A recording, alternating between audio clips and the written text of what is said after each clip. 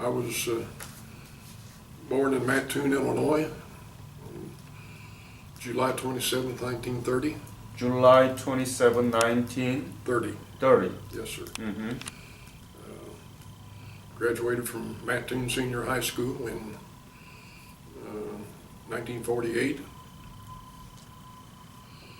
Yeah. And enlisted in the Air Force in September 1950. September 1950. Yes, sir.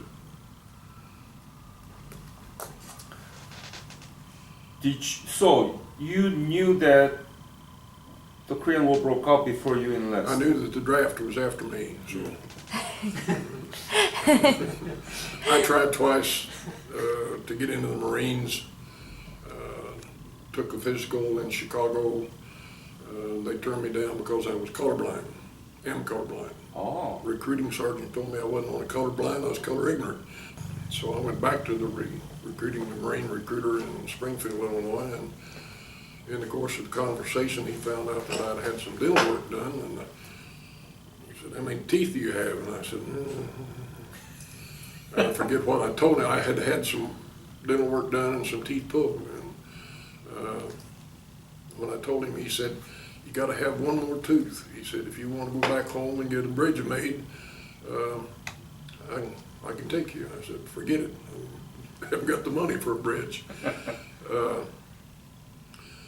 So I took, like I say, I knew the draft was getting close, and I didn't really want to spend my time in the service in the foxhole somewhere. So I went down to another small town from my home that had a naval recruiter and took a test, and came back up to my hometown and found a friend of mine, and he said, "Oh, don't go to the Navy. Come on, go to the Air Force with me." I told Jay this earlier. He said, "You take your basic at Lackland and San Antonio," and he said, and I forget the numbers, but he said they have 5 swimming pools and 4 baseball diamonds and 6 football fields, and you don't even have to drill with a rifle. So Ed and I went to the Air Force, September 7th, 1950. So when did you hear that the Korean War broke out? What were you thinking? Did you know anything about Korea? No. I was not the greatest student in Mattoon High School. I had seen, Mattoon is a town that's located at the intersection of what was then the New York Central Railroad and the Illinois Central Railroad. And so it was a big railroad town. And on 2 or 3 different occasions after school, there were a number of passenger trains running east and west through Mattoon on the New York Central. And we saw German prisoners of war being, I suppose, shipped to Texas or someplace. But that was the only thing that I had thought about war. But at the age that I was when Korea broke out, I knew that sooner or later my number would be up and I would be going into some branch of the service. I don't know why I picked the Marines, and you're more likely to spend your time in the foxhole there than you are in them. But I had a friend who was 3 or 4 years older than I am, and he had been in the Marines at the end of the Second World War. And so I told him the day after I'd gone to Chicago to take the physical where I'd been, and he said, "What?" I said, "You gotta be crazy. I don't know if I'll ever speak to you again." But I'm very glad that I wound up in the Air Force.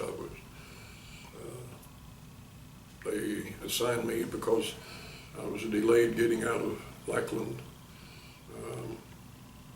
The Air Force was taking care of my dental problem. Good for you. By making some partial plates, and they weren't finished yet when my flight finished basic training. And so I was redlined for a few days, and when they turned me loose, they were shipping whole training flights to Air Police School. Where? So I wound up at Tyndall. Where? I went to Tyndall Air Force Base in Florida.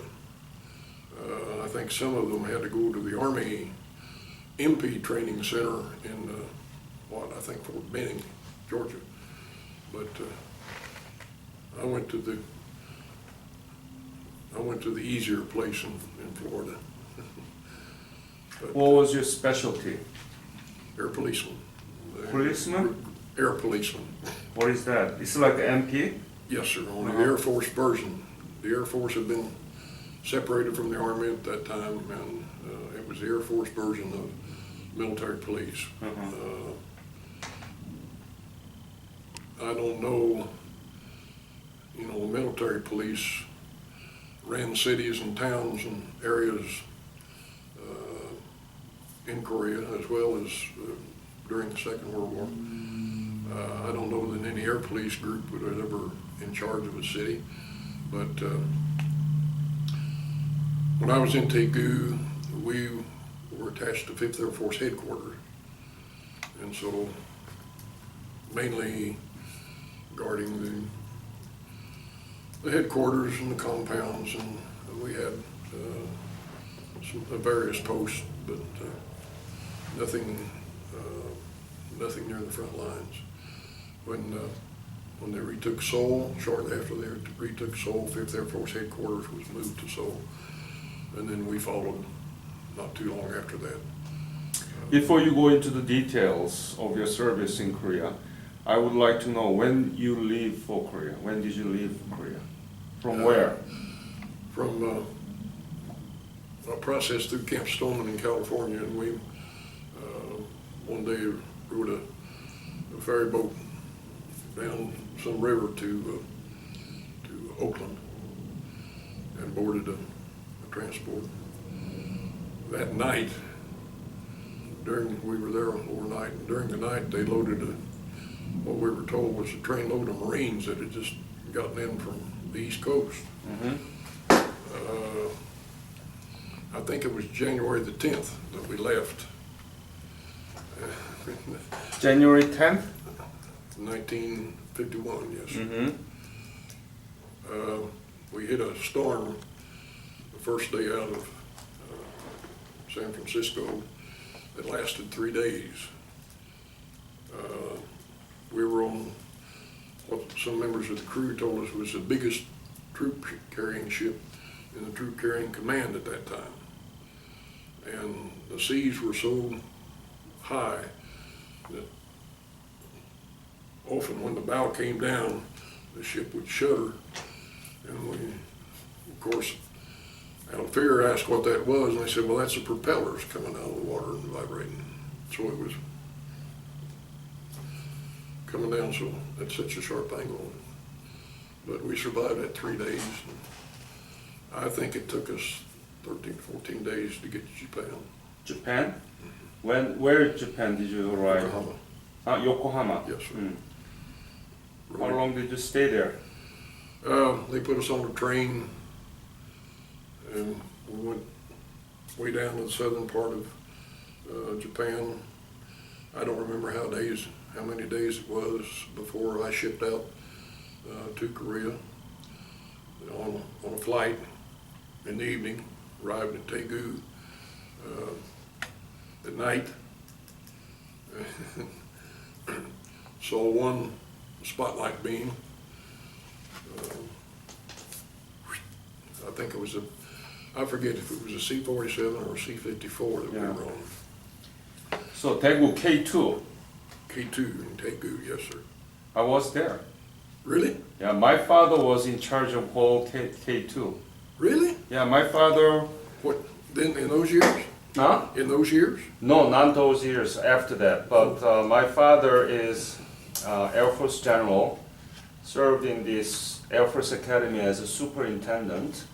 And he came to actually San Antonio in 1969 and 71 as a liaison officer.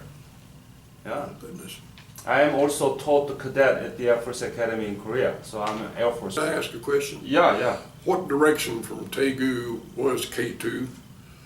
I've never been very good at directions, and I can't remember which direction you took out of Daegu. I have some pictures of To that. get to the K2, Yeah, it's the east. east. Yeah. That's what I thought, but I was not sure. This is my father. two-star general in the Air He's Force still- in Korea. He passed away. I was gonna He ask passed you, you're away. still Yeah, alive. yeah. At what age? 67. Too What young. happened? Heart? He had a liver cancer. Yeah. So, Goodness. so I know K2 very, very well. Oh, yeah. Oh, yeah. Yes, you do. I graduated elementary school in Daegu, and I was in the middle school and then moved to Seoul in 1970s. But anyway, let's go back to the topic. Well, I have some questions I want to ask you when we get done. Okay. Tell me about typical day of your service as air policeman in Daegu, K2. Tell me the typical Well, day now- of your operation and duties. I did not serve at K2. Okay, tell I me. only that. went into K2 and then they sent a bus. There was me and one other fellow that were going into Daegu to 5th Air Force headquarters. Uh-huh. And they sent a bus out. And instead of a Jeep, they sent a whole bus, pick up 2 people. We got on the bus and the driver said, "This is Corporal so-and-so. He's riding shotgun tonight." "Oh, why is he riding shotgun?" "Well, they have some guerrilla activity in the hills, and so they won't let a vehicle out of town without someone riding shotgun." "Oh, really?" He had offered us a drink of sake out of his canteen. And I said, "No, I think not." And when they told us about the guerrilla activity between K2 and town, I slid down in my seat and I said, "Where's that canteen?" Uh-huh. But a typical day was, we had 3 flights, 3 shifts on the posts. I think it was from 7 to 3, 3 to 11, and 11 to 7. And we spent 3 days on each shift, and then you got 3 days off. But it was just whichever post you were assigned to, you stood it the best you could until someone came to relieve you. In the wintertime, the coffee that they made in the mess hall was not like what you get out here, but it was at 2 o'clock in the morning. It tasted pretty doggone good in the wintertime. So your mission was to patrol and protect and control between K2 and Daegu. No, primarily around the 2 compounds that were 5th Air Force headquarters. 5th Air Force. Where was it? And I don't know one of the things I was going to ask you, if you knew where. They were in what had been school buildings, school campuses. It appeared to me that they'd been school. There was a large building between the 2 compounds that I think was some sort of textile mill. Mm-hmm. I never saw any activity around that building. Never saw anyone around it, but I know that there was activity in it. I don't know, somewhere along the line, someone said that there were many young women working in this building, but apparently they were closely supervised and closely guarded. I don't know. We moved to Seoul. I wasn't too happy with the surroundings up there, and they sent a detachment back to Daegu, and I asked to be sent back to the Daegu detachment. You didn't like Seoul?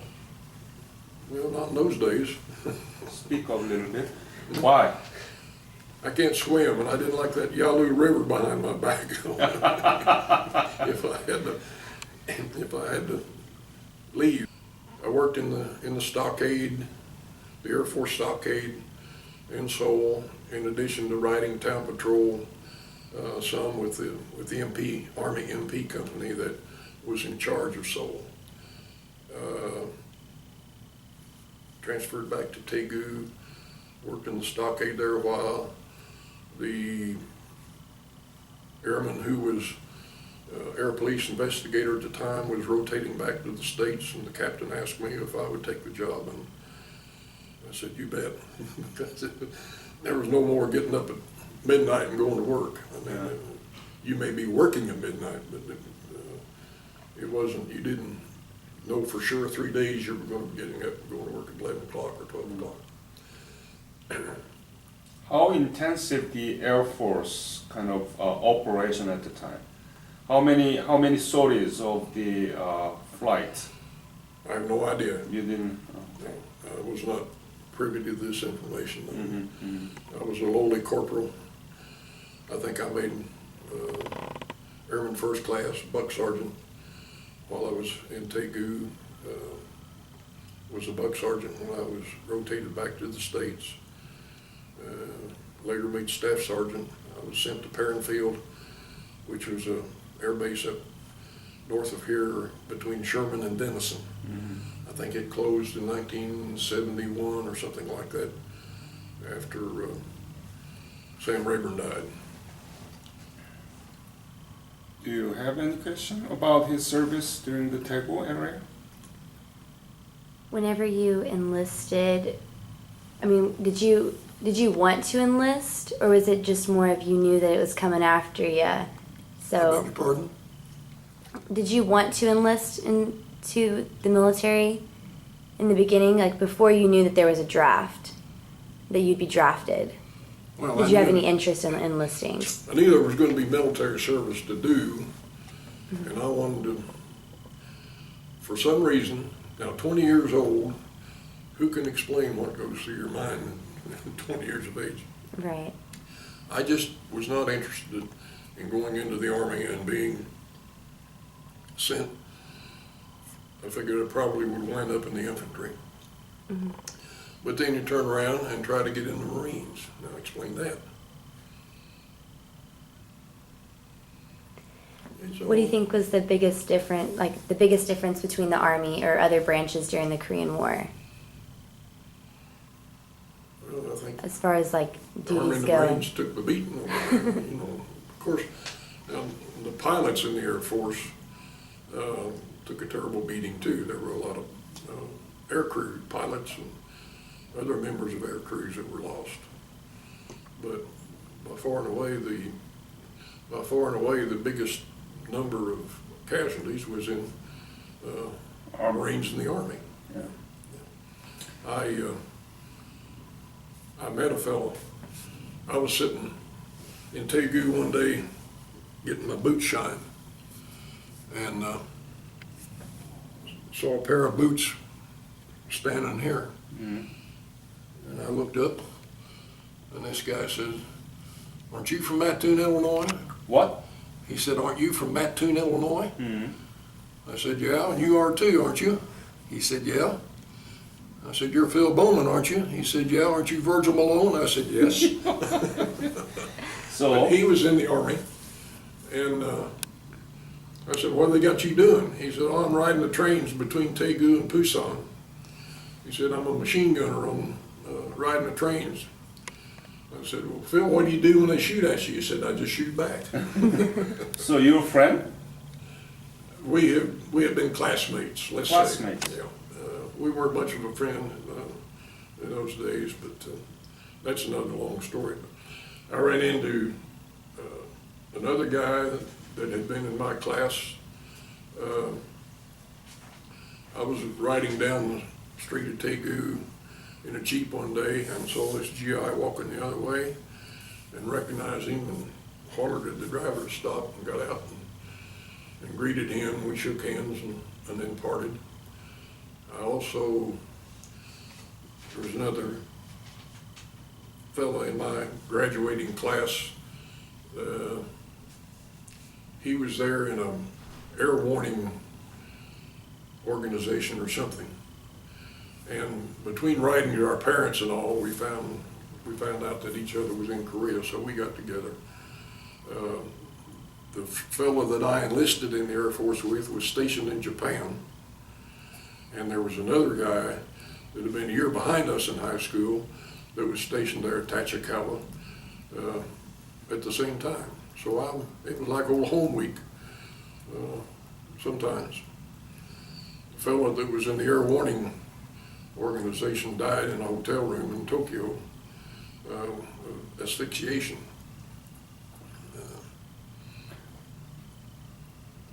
Do you remember any real serious battle between those guerrillas left over of North Korean soldiers and your you know? No, like I say, we were not close to any activity. I don't know how much, when this bus driver talked about guerrilla activity, I don't know if he would just BSing some new arrivals or what, but I never heard of any more afterwards.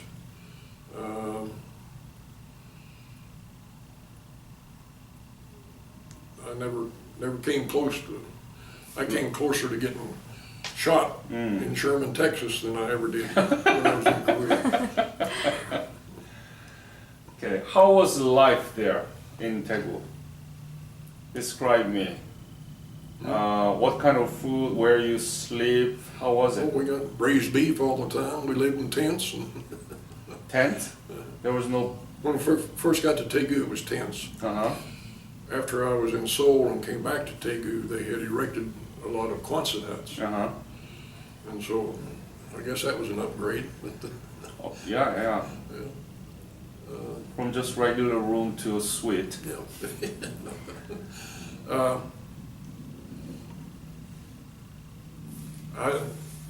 When I worked in the stockade in Daegu,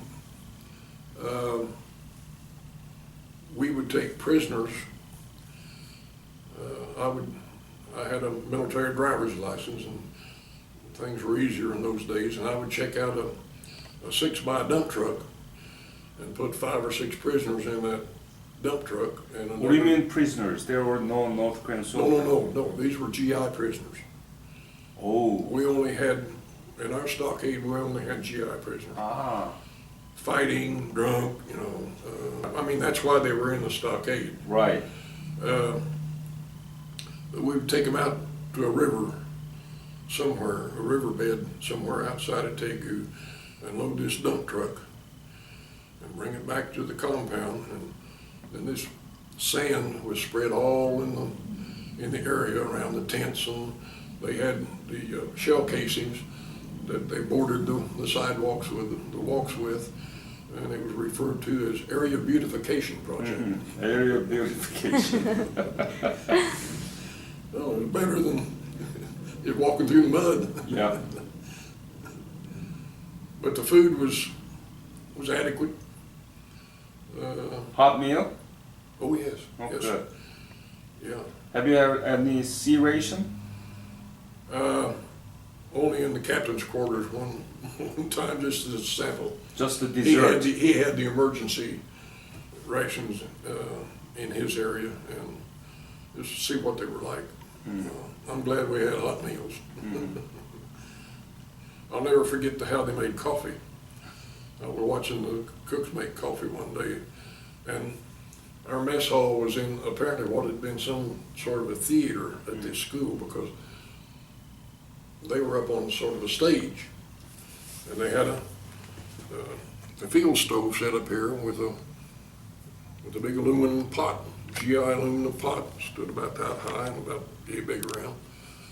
And they got the water to boiling, and they took this paper sack, split it open, and it had coffee in it, dump it in there, stirred it around with a wooden paddle, and when the ground settled to the bottom, the coffee was ready. But like I say, on post at 3 or 4 o'clock in the morning, that was the best coffee you ever tasted. How much were you paid? I don't remember. Not enough. Well, I mean, where did you have to spend for? I mean, you've been fed, and Well, I sent most of mine home. you sent most of My your mother, yes. to your mom, or To my mother, yeah. did you have a girlfriend at the time? No, You didn't? no. Shame on you.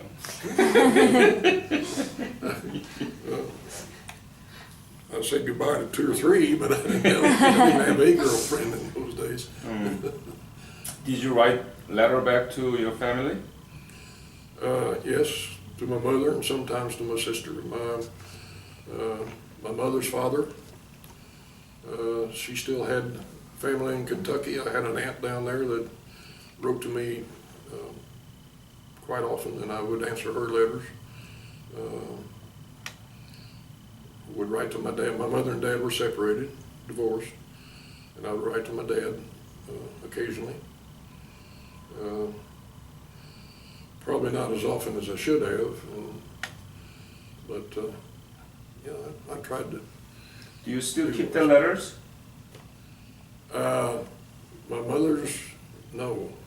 No? No, I don't have any, very many of the letters from my people. Mother saved every letter that I wrote her, and I still have those in a scrapbook somewhere in the attic or out in the garage or someplace. You have to dig out that and share that with us. Do what? Please.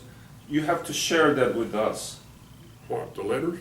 Letters or pictures or any artifacts. You want brought some, it? You want some pictures? Oh, I yeah. didn't bring any letters, but I Okay. got pictures. So did you have a camera at the time? Yes, just a small cheap camera. Yeah, but where did you buy the camera? Was it in Japan? No, I think I took it with me. Oh. I think I had it. See, when I left Tyndall Air Force Base, my orders read APO 710. And all the old heads say, oh, that's Japan, you got it made. Uh-huh, sure. We got on that train in Yokohama, and within an hour, some little buck sergeant came through with change of address cards for everybody in the car, changing our address from APO 710 to APO 970. And because of the conversation with all the old guys, we knew APO 970 was Korea. Mm. And if you'll excuse me, my buddy from Midland, Texas, said later, he said, when I saw APO 970 on that card, he said, my butt reached down and took a bite right out of that wooden seat. He didn't care for the information. But by that time, you know, they had pushed up from the Pusan perimeter, and 5th Air Force headquarters were in Taegu, and we were being assigned to 5th Air Force headquarters. So, APO 97. Describe me the scenes of Daegu with the people. How do they live? I have the small pictures, but at one time I took some of these and had transparencies made, had them blown up and had transparencies made for the Tell America program. It turns out that no high school has an overhead projector anymore. It's all highly technical. Who's this? I don't know his name. He was a young boy that worked in the compound there where we were billeted. I don't know if he was a houseboy or just a general laborer in the compound. Okay.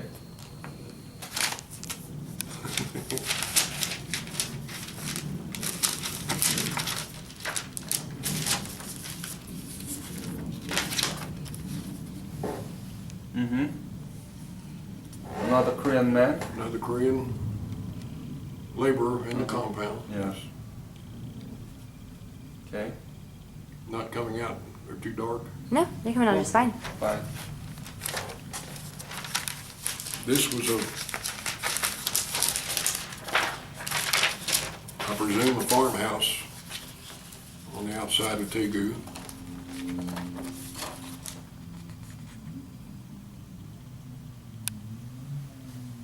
Yep. So did most Koreans at the time live in farmhouses and little huts like that? I'm sorry, what? Did most Koreans at the time live in little farms and huts like this at the time? Some of them were lucky enough to, yeah. Lucky If enough. they were lucky enough to. So if they weren't lucky Some enough. of them lived in areas like this.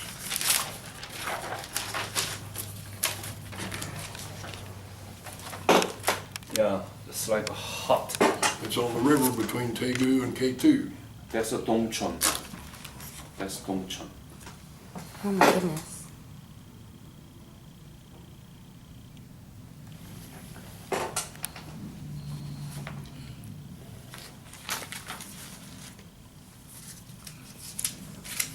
this is just the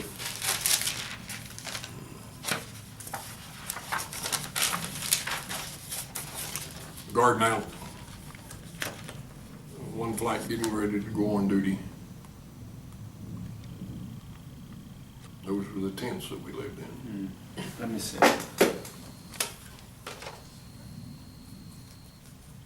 Okay. All right, I think we can scan later about this picture. I want to ask more questions to you. Okay? Let me find one more here then. One more?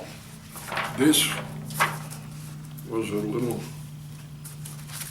boy that the captain, our CO, had befriended. He got him all decked out in a cowboy outfit and a little cap gun. How cute. Did you take this picture? Okay. What is this? That one? Do you know what this is? Where? It was supposed to have been a fire station in Seoul. Seoul? I took that on the trip in from Kimpo.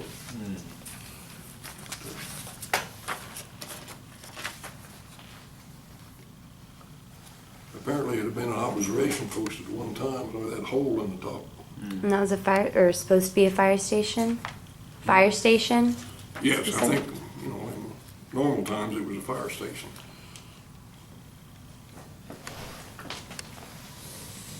Is it Seoul or Daegu? Seoul. Seoul? Hold it up to her. Yeah. And this is the old Capitol building. 중앙청. Yeah. That was the old Capitol building? What did you do after you came from Korea? Reported to Perrin Air Force Base, where I spent the rest of my enlistment and was discharged in September 1953. Mm-hmm. Yeah, and then what did you do? Went back to my hometown and went back to work. Illinois? Yes, sir. What kind of job? I worked in the buffing room at a furniture manufacturing plant that made chrome dinette and kitchenette furniture, which was quite popular in those days. Everybody had to have chrome kitchenette and dinette furniture. And in this room, we buffed and ground down the joints of this stuff to where it would be acceptable before it went into the plating room. Have you been back to Korea? No. No? Do you know what happened after you left? Oh, yes. Tell me. Well, unrecognizable. You don't like it because you cannot recognize it? No, I mean, it's great. It's great. You see satellite pictures of the peninsula, and half of it's dark, and the other half is practically all light. No, there's no doubt in my mind that it had to be done, and it was a thing to do, and that the Korean people have. It's mind-boggling what they've done. I remember stuff being made out of beer cans and things like this. Now we're buying Korean automobiles, and it's just a wonder. It's just a great wonder. I know a lot of guys lost their lives. I know a lot of guys lost their lives in battle, and as I said, my friend had lost his life in Tokyo, but there's always going to be wars and rumors of war according to the Bible, so you just accept it and do the best you can. I wasn't willing to do it like some of them did, but Yeah, nobody wants to risk their life. the Illinois National Guard, I think, was the 44th Infantry Division. And of course, some of the young guys were joining the National Guard so they could stay home. And I'd only been in Korea a short time when my mother sent me a headline out of the newspaper, 44th Infantry Division activated. Stars and Stripes later on showed these two characters of Bill Malone, Willie and Joe, and he had been a great cartoonist in the Second World War, and Willie and Joe were his two favorite subjects on the front lines. They were bearded and dirty and everything, and then always in foxhole. But Willie and Joe were in their foxholes, and one walking in front of them were two guys with their steel helmets pulled down over their eyes, carrying their violin cases. Willie said to Joe, "Yeah, I heard they activated the Illinois National Guard," alluding to the Chicago reputation for gangland and everything. So you know that Korea has achieved simultaneous economic development and democratization. It's the 11th largest economy in the world.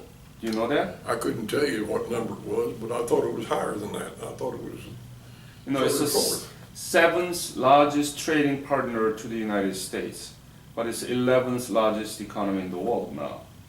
I thought I read somewhere it was higher, but I won't argue with you. Yeah.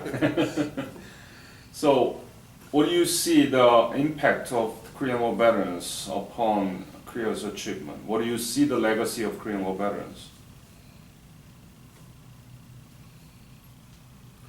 Well, you want to turn this off a minute? No. I know that there are many 50 and 60-year-old people nowadays who are part American from the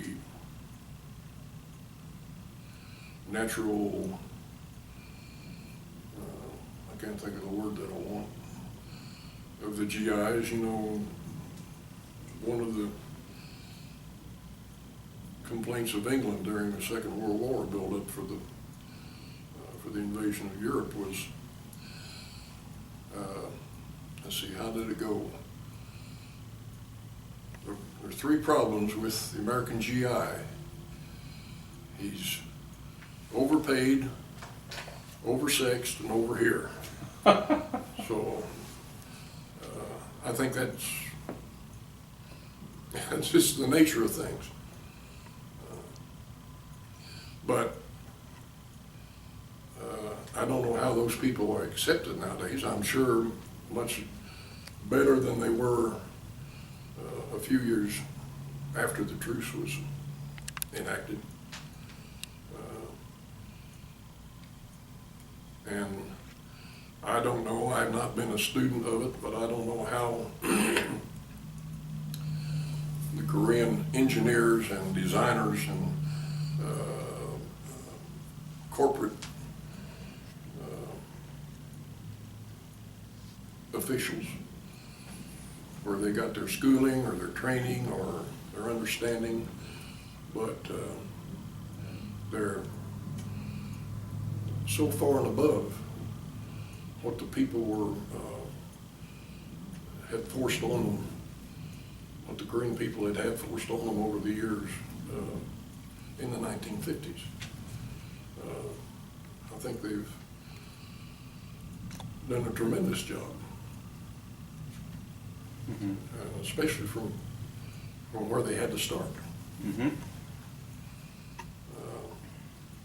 You know, 2 or 3 of these pictures show you what conditions were prevalent in the country in those days, and not just because of the war. Those along the river, yes, those were refugees, I'm quite sure. But the old gentleman and his family sitting up there on the hillside, I have no idea how long they'd been living in that.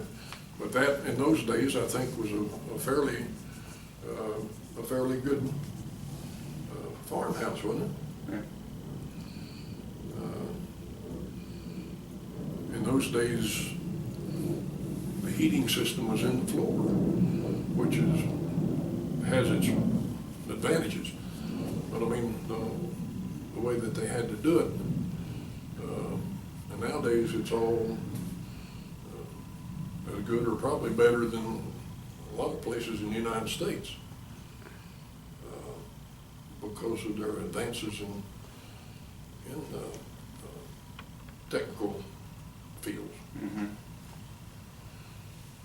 I'm not too good with expressing myself, I'm sorry. No. I think you made a point with your picture, and I think there is a sea change that's been made since you left, and we were able to do that because you were there to protect us. I have another one of another old fellow with his horse and two-wheel cart working in the compound there. Yeah. I have one of two little girls, two twin girls, just as happy as they can be in little short skirts. And, but to me, it depicts, you know, all these other guys you talk to, Army veterans and Marine veterans, they can tell you about the front lines and all that. But they didn't have the opportunity to see this. Right. Maybe if they got a day's pass to go back to the rear or something, but they were so tired and probably scared, or at least half scared, that they weren't paying that much attention. I didn't have anything else to do. No. Well, it was boring on these posts because we had no trouble. One night, midnight to 8, middle of the night, I was on the back gate of the headquarters compound, and there was a post from here to the corner, another post from this corner to the front corner, and another one on the front gate.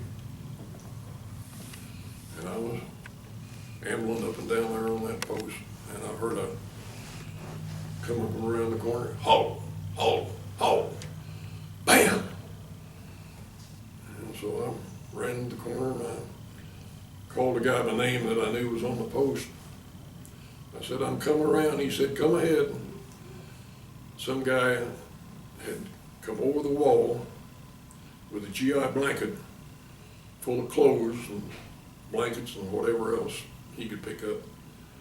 And this guy just happened to see him coming over the wall and tried to stop him. Well, he dropped the blanket full of stuff and took off, and apparently didn't get hit because no one was ever found. But that, now I lost where I was going with this. That was the nearest thing to trouble that I experienced while I was there. Mm-hmm. And I don't remember anyone in the squadron talking about, well, one guy was on the front gate of the other compound one night, and some GI come running down through the compound. He hollered at him 3 times to halt, and he didn't halt. So he popped his .45 at him and hit him in the foot. Bowled him over. But he was running down in just his underwear. I guess he flipped out or something. Mm. But those are the closest Okay. things to problem. Thank you for sharing all those stories and valuable pictures that depicts the life of the Koreans in 1952. Any message that you want to leave with this interview? No, I hadn't dwelled on that. I'm sorry. I didn't really prepare myself very well. But I tried last year to participate in this program, but missed out on the message that it was going to be happening in a different place, and so I didn't get. But I was hoping that the pictures would be of an interest to Yes, your it is. program. Yes, it is. All right. Thank you very much again for coming.